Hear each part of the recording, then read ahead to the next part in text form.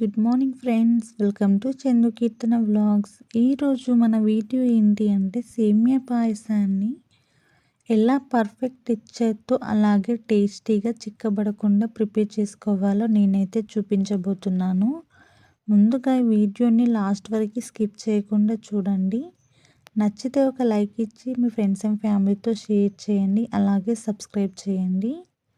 ఇక్కడ నేనైతే ఒక గిన్నెలోకి 5 గ్లాసెస్ ఆఫ్ వాటర్ తీసుకుంటున్నాను.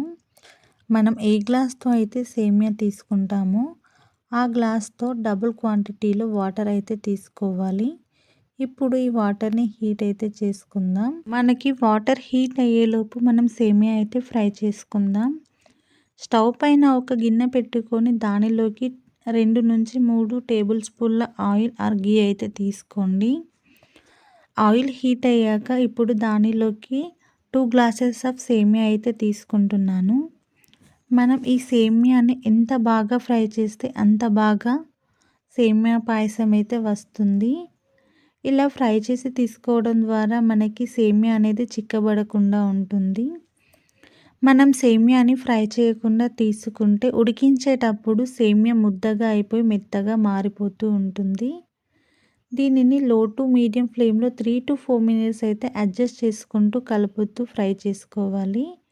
ఇలా గోల్డెన్ బ్రౌన్ కలర్ వచ్చేదాకా అయితే సేమియాని ఫ్రై చేసుకుంటే సరిపోతుంది. చూసారా, ఇక్కడ మనకి వాటర్ కూడా హీట్ అయిపోయాయి. వాటర్ని ఇలా హీట్ చేసుకొని వేసుకోవడం ద్వారా సేమియా అయితే మనకి త్వరగా ఉడికిపోతుంది.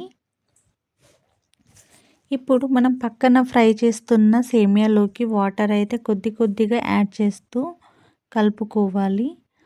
ఒకేసారి వాటర్ మొత్తం వేయటం ద్వారా సేమియా అనేది ముద్దలుగా మారుతుంది.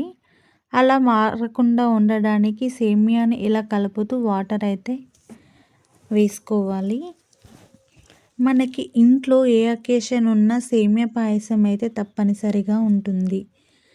పిల్లల బర్త్డేస్ అయినా, పెళ్లి రోజులైనా, పండగలైనా లేదా ఇంట్లో దేవతకి ఏదైనా నైవేద్యం సమర్పించాలనుకున్నా కూడా మనకి సేమియా అయితే తప్పనిసరిగా ఉంటుంది. మనం సేమియా చేసేటప్పుడు మనకి జారుడు కన్సిస్టెన్సీలో ఉన్నా కూడా చల్లారాక సేమియా అనేది చిక్కబడిపోతూ ఉంటుంది. సేమియా చిక్కబడకుండా ఉండాలి అంటే మనం ఎక్కువ క్వాంటిటీలో పాలు తీసుకోవాలి. అలాగే తక్కువ మొత్తంలో నీళ్లు అయితే తీసుకోవాలి. ఇక్కడ నేనైతే 1/2 లీటర్ పాలను తీసుకుంటున్నాను. మనం పాలని ఒక పొంగు వచ్చేదాకా మరిగించుకుంటే సరిపోతుంది. లేదా ముందుగా హీట్ చేసుకొని గోరువెచ్చని పాలనైనా తీసుకోవచ్చు. చూడండి, మనకి సేమియా అయితే ఉడకడం స్టార్ట్ అయిపోయింది. ఇలా ఉడికేటప్పుడు ఒక 3 నుంచి 4 పొంగులు వస్తే సరిపోతుంది. చూసారా, సేమియా అయితే మనకి పర్ఫెక్ట్గా ఉడికిపోయింది. ఇలా ఉడికిన సేమియాలోకి మనమైతే మరిగించి పెట్టుకున్న పాలని అయితే యాడ్ చేసుకోవాలి.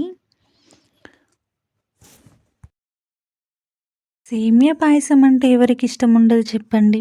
నాకైతే సేమియా పాయసం అంటే చాలా ఇష్టం. మీలో ఎంతమందికి సేమియా పాయసం అంటే ఇష్టం? ఒక లైక్ ఇచ్చి కామెంట్ చేసేయండి. ఇక్కడ చూసారా, మనకి సేమియా అయితే ఉడికిపోయింది. ఇప్పుడు దీనిలోకి మనం పక్కన మరిగించి పెట్టుకున్న పాలని అయితే యాడ్ చేసుకోవాలి.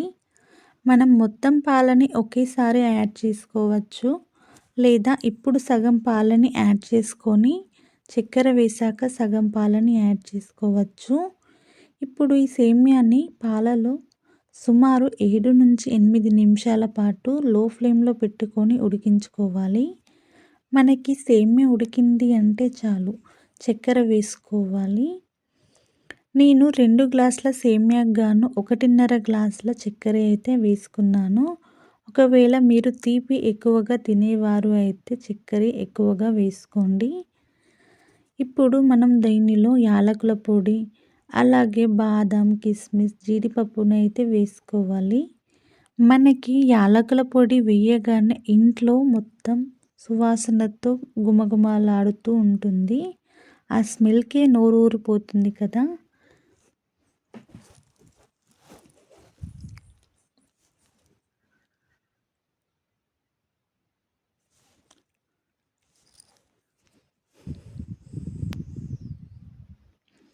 ఇప్పుడు నేను చూపిస్తున్న ఈ కన్సిస్టెన్సీలో ఉంటే సరిపోతుంది.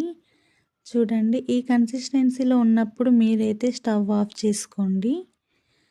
ఇప్పుడు ఇలా అనిపించినా కూడా చల్లారాక కన్సిస్టెన్సీ అనేది సరిపోతుంది. 10 మినిట్స్ తర్వాత నేనైతే కన్సిస్టెన్సీ చూపిస్తున్నాను చూడండి. జారుడు కన్సిస్టెన్సీలో పాయసం చిక్కబడకుండా ఉంది. మీరు కూడా ఇలాంటి కొలతలతో తయారు చేయండి. పాయసం చిక్కబడకుండా పర్ఫెక్ట్ టెక్స్చర్‌తో టేస్టీగా ఉంటుంది. నచ్చితే like, share, subscribe. Thank you for watching.